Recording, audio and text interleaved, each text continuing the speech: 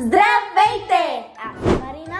Аз съм Ива и добре дошли обратно в нашия канал, където правиме абсолютно всичко. От чаленджи, от това да готвим, тестваме храни и разпакуваме играчки. Това видео е особено интересно, защото пред нас имаме една селекция от някакви съвсем различни, екзотични плодове. Значи ти на това алое ще се набудеш всеки път. Това алое вече ме набоде. Как ще го ядем? Как това ще го ядем? Имаме листо от алое, имаме два вида папая. Това се казва мангустан. Ари, ето го, ари. Ари, това е твоето. Да. Тамаринд. И Арина по-рано ме пита дали това не е храна за бобри. Физали са. Така изглежда отвън. Салак. Какво? Това, така че аз не знам какво друго да направим, освен да започваме. Аз вече припадам. Аз нямам идея откъде да си чувствам вкусовете. Чувстваш ги? Да. Откъде искаш да започнем? Искам да започнем от най-малкото. Тамаринд. Вижте колко вкусно! Имаме тамаринд. Това как се яд? Опа! Леле, как се стреснах, човек. Честно. Това ми прилича на форма. Дай на мен. На форма или на честно казвам. Има едни други, мушмула се казва. Ти яла ли си мушмула? Може да не пишете в коментарите дали някой е ял мушмула. Това е много гадно. Ето така изглежда. Това отстрани, ето тея, виждате ли ги? Това са някакви май като корени. Готова ли си да пробваме? Не съм готова, не искам, моля те. На здраво. Едно, две, три. Също нежа. Нежа, леко киселичко е. Наред съм ти казала, че любимия ми вкус е кисел. Виж колко интересна костилка има. Вижте. Да. Има вкус на форма. Има леко вкус на форма, да. И текстурата определено е на форма. Това, колко би му дала? Между другото, това е чудещо вкусно. За начина, по който изглежда и за... Какво е това, бе? Произход Тайланд. Тайланд, между другото, вкусни форми си хапват. Да. Това, между другото, изобщо не е зле. Изобщо? Гадни очаквания за това нещо. Каква оценка би му дала? Бих му давам 9 от 10.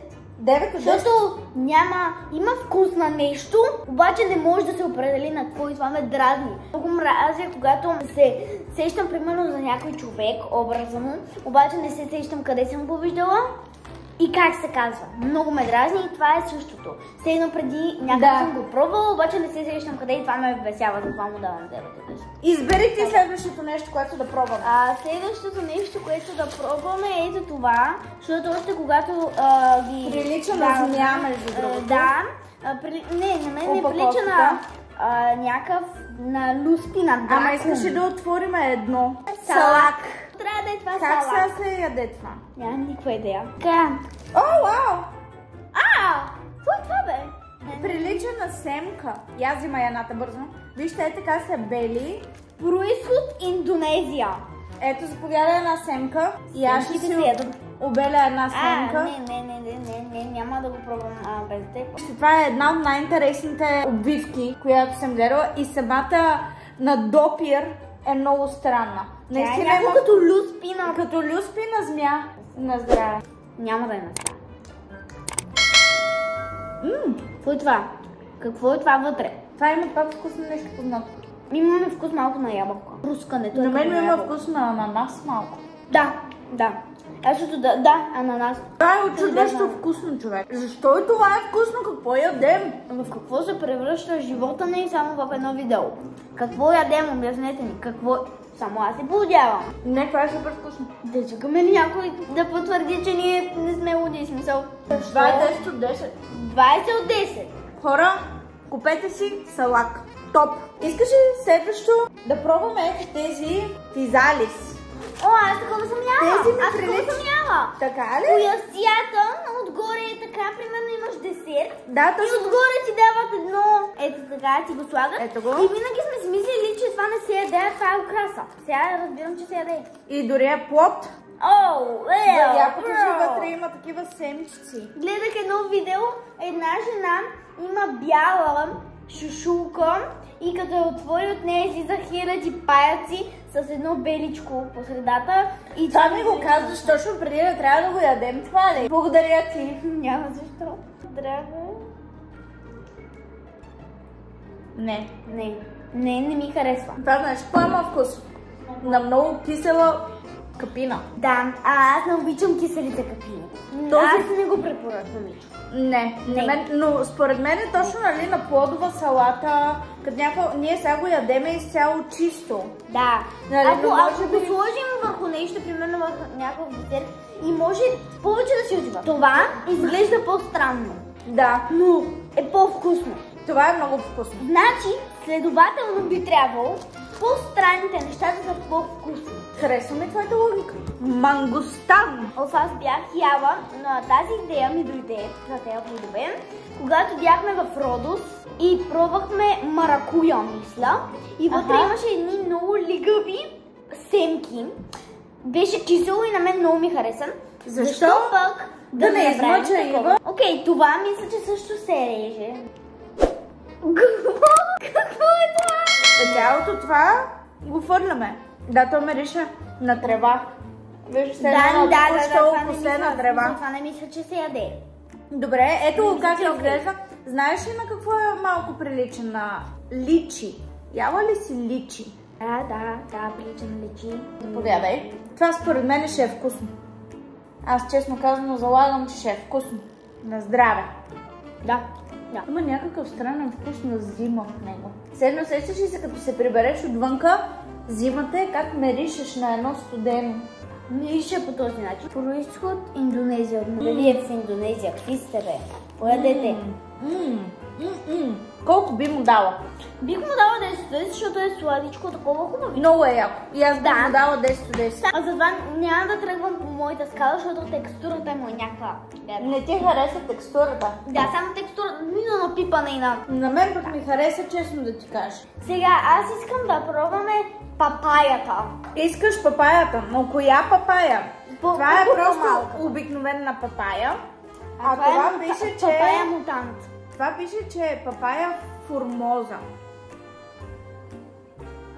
Папая формоза, което според мен това значи, че тая папая трябва да е по-сладка от тая папая. И двете са от Бразилия. Значи, оставаме алое за най-накрая. За най-накрая, така че останете до края на видеото. Тази ли папая ще тестваме? Да, първо по-малката, после по-голяма. Ето ти ги паяците, дето. Ако се загледам отблизо, отвътре... Буквално е на това, дето каза Арина. Това ми изглежда, че е зелено, човек. Това е зелено. Аз съм 100% сигурна. Пети без мен ли го пробва? Аз не усещам. На здраве.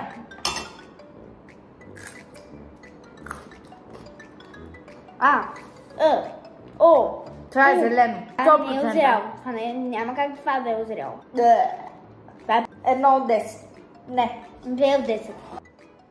Сега, тази папая ми изглежда по-озряла и вътре би трябвало да е оранжева. Оранжева с черни семки. Трябва да ни напишете в коментарите кой е любимия плод като цяло. И кой от тези плодове сте яли? И като цяло харесва ли ви? Ако примерно сте яли папая, харесва ли ви папаята или не? Ей, виж как по-лесно се разрязва. Да, не се значи чува този звук. Да, тази е озряла. И... Да.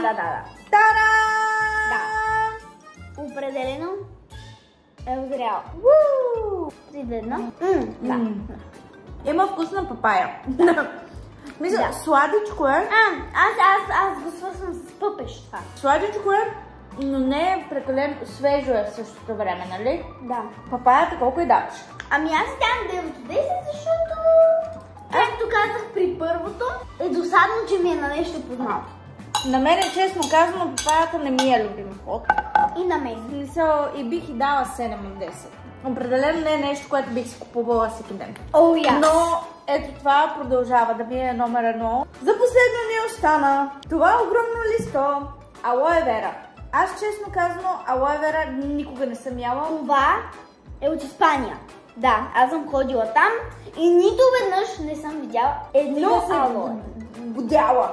Но това е много... Това се реже от чудовищно лесно. Казвали са ми, че е полезно да се слага на кожата. По принцип е вярно. Алоe верато казва, че има много добри качества. Ето го. Ринка си прави спа процедури, аз докато се опитвам да не се порежа.